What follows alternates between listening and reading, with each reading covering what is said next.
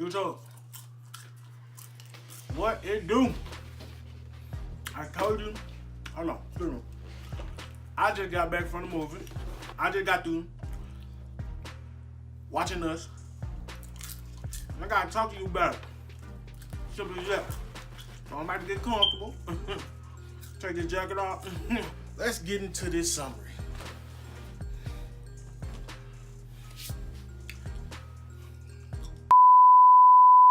So here we go, straight up, smack dab, in your face. Here go the broad summary of this movie, Us by Jordan Peele. I couldn't wait to see it, right? I went and got tickets for the advanced screening. I was there live and direct in color. But straight up, the plot, I'm gonna give it, the storyline alone, I'm gonna rank it about an 8, you know? And this plot, it was pretty much like the takeover of mankind. So I'll go into depth, but right now, just know it was like the takeover of mankind. As I stated in the trailer, in my trailer video, it was mostly the mom was the main subject. And I did state that. The key person I think is the mama. I'm gonna tell you why I think it's the mama. Let me bring my tea.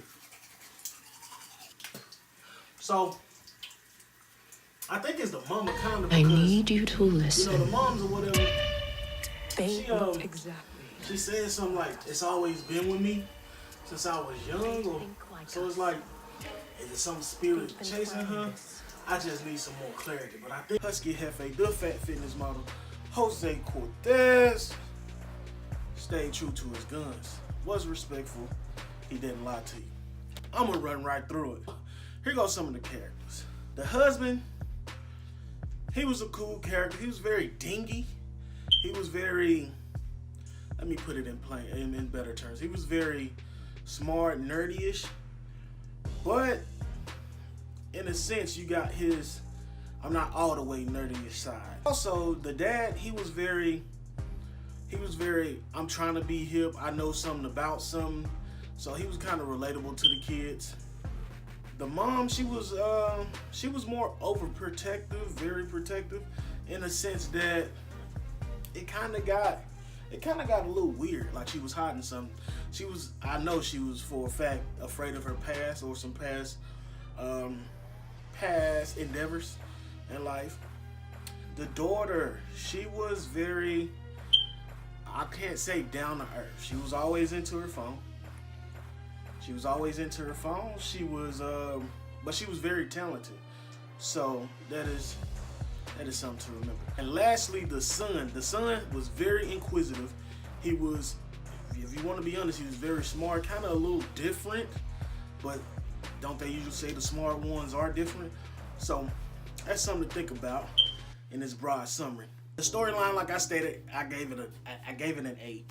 And it's pretty much this rich black family, I'd rather say this well-off black family, actually has friends. They're friends with a white counterpart family.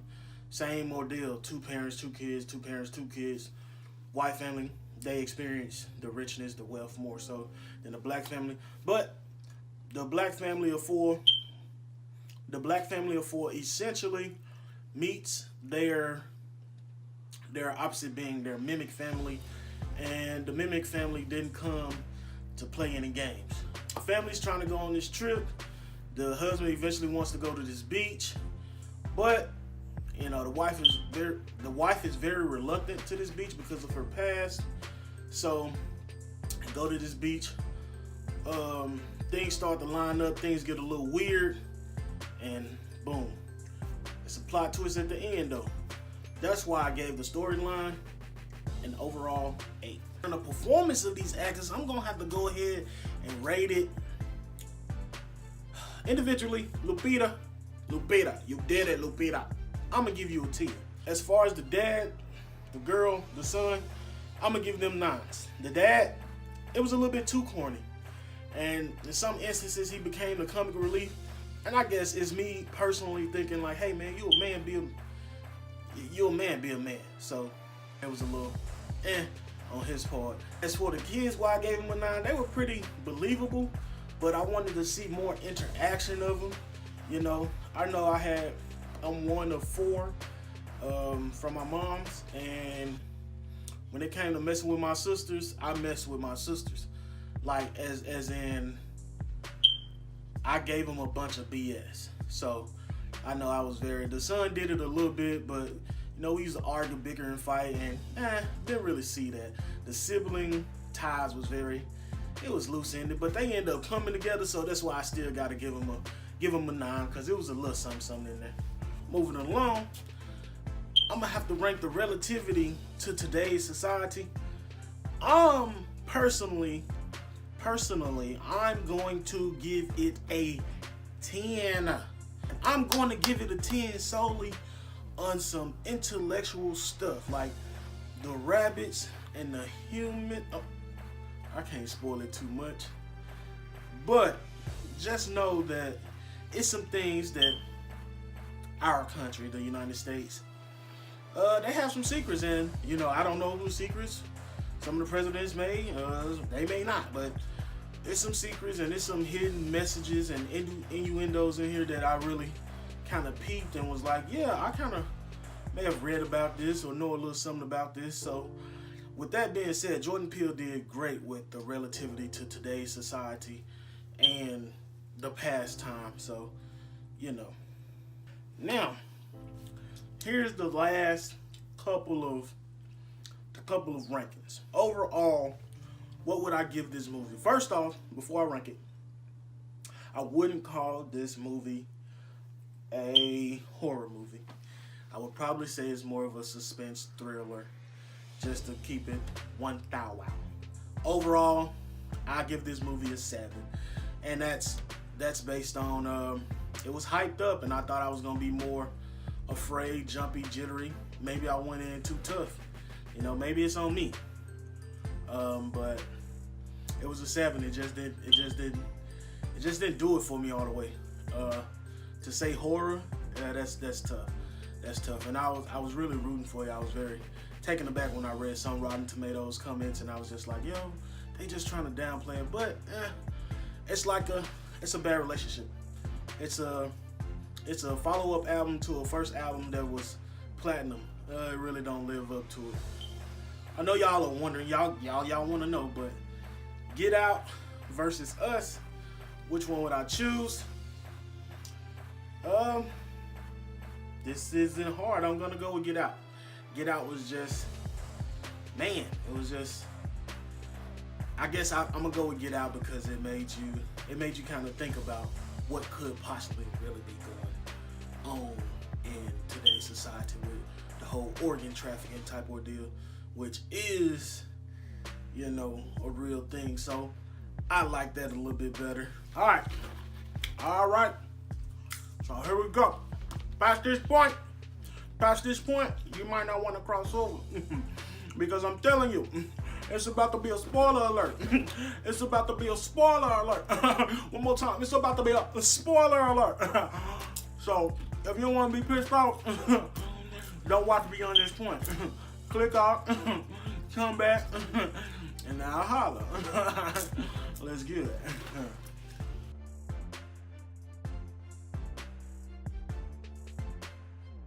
So, we're at the beginning of this movie, and before you see any activity on the screen, you get this message.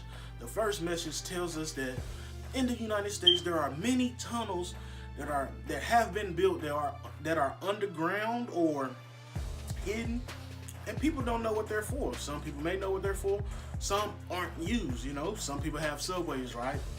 But some aren't used. So that's a big thing that you need to pay attention to. And the tunnels are even more specific because it's a passageway for the others.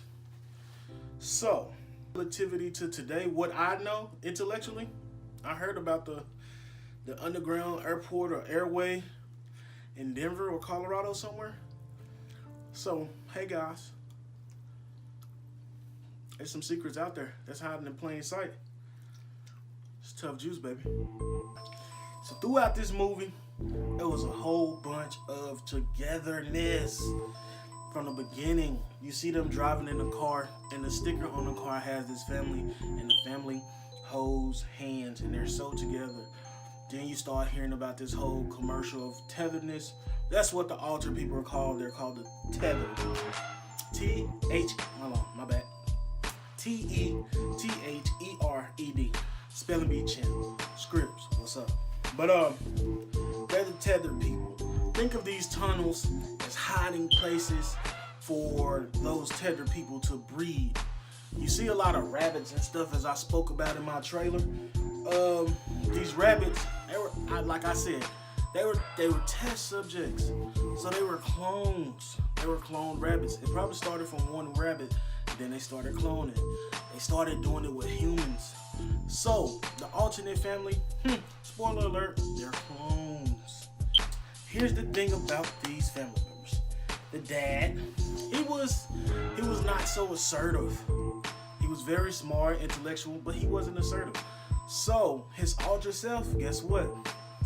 He was not so smart, and he was assertive. He actually made the first move on the family. The tethered dad came in, hit him with a bat, fucked his leg up, screwed his leg up, and yeah, he was about that action. Which the other dad, he talked a good game. The girl, she was very phone driven, phone heavy, kind of like teens today, you know, always in their phone. And then she had a natural talent of running and track, but she says at the table that she doesn't want to do track anymore. And the mother, who we'll talk about later, because it is a plot twist, the mother says, why not do what you're good at? But she didn't care. Why? Because she's so fooled about what's going on the phone. Whose life is this? Her life. Their life is probably better than mine. When she can potentially make some of herself, but she's not pursuing her real dream. Why? Because this phone, it dictates it. The son, he wore masks, and he was very playful and inquisitive. He was probably the most, I guess, I would say natural innocence. He was the most natural innocence. But his tethered self was also inquisitive, but he had an anger problem. So typically we know kids growing up is, little Timmy has an anger problem versus that's just a regular kid. So, and I wanna let you know, Jordan Peele, you was slick. Because the kid name was Jason. The little boy name was Jason. And Jason loved to wear a mask, his regular self. And as we know, Jason Voorhees loves to wear his hockey mask. The tethered version of Jason in Us had burn marks under his mask. So fire versus Jason Voorhees, who was afraid of water. You can't slick me, man. You can't slick it past me. Just saying. So also, in this movie, no offense to white people, but y'all know y'all always survive. Jordan Peele, shout out to you, because the white people died first, and the black people survived. So yes, man. Yeah, not saying I want nobody to die, but you know, you get what I'm saying. And if you get sensitive, I'm sorry. Take that up with the judge. Try and sue me. Who gives a flying? I did want to point out, if you watch this movie, they were captured. The black family, well, Lupita's character actually was captured, but she wasn't harmed. So that right there was a red flag to me. And anytime somebody other than the tethered self tried to hurt somebody or their normal counterpart, it just didn't happen. So that was pretty iffy as far as the Lupita's family. I don't even know their last name. Adelaide and the Wilsons. The Wilsons weren't harmed by anybody unless it was their counterpart. So like I said, the tethered were clones of the people, I feel, because it occurred when Lupita, as her younger self, goes down there, goes into this little magical room with a bunch of mirrors. She finds an alternate her there. And it was this passageway that she eventually goes to, and down this passageway, that's where you see the scene where you see like cages full of rabbits. But as the evil Lupita explained, which we thought was the evil Lupita. That's the plot twist. The evil Lupita actually wasn't the evil Lupita. She was actually the good Lupita. But you still gotta watch the movie to understand it a little bit more. I can't really break it down. But nevertheless, these clones came up through the tunnels, the hidden passageways that America tends to hide. And these people were united. So us, it's like I said, it's a bunch of hidden meanings. Us, you could say United States, because these tethered people, you kept seeing the scripture in this also. Jeremiah 11:11, and I kind of read over the scripture, and the scripture said something on the terms of, you know, you don't appreciate things, but when you cry out for God's help, he's not going to help you because you didn't appreciate what you had in the first place. So, bad Lupita, what you thought was bad, she actually tells them, like, you all are taking advantage of the world you live in, which is relative to today. People take advantage of the world we live in, and they don't take care of it. They don't appreciate it. We kill, we hate, we steal, we all the bad stuff. And, you know, the tether came up and they took over. They took out the evil, and what was significant, they all stood hand in hand. So the takeover happened, right? But the takeover could only happen if it was meticulous and they were together. United they stood, divided they fell. Who fell? The regular Americans. But the tether said, we are Americans. Because, so that was very symbolic of, you know, I've been talking a lot lately. I'm very intellectual. I like to read. But when it comes to race relations, we say, oh, I'm African American. You ask somebody what's your nationality, they say, well, a white person is there. Some way, my grandma's, I'm Irish and I'm Scotland. No, bro, if you was born in America, you're American. And together we stand, divided we fall. That's all I'm trying to get you to understand. And I felt like this movie was honing in on that. It's an intellectual movie, and you gotta really open your mind to understand the things that were going on. It's a lot of things that I'm not gonna get into because I really don't want to ruin it all. But yeah, man.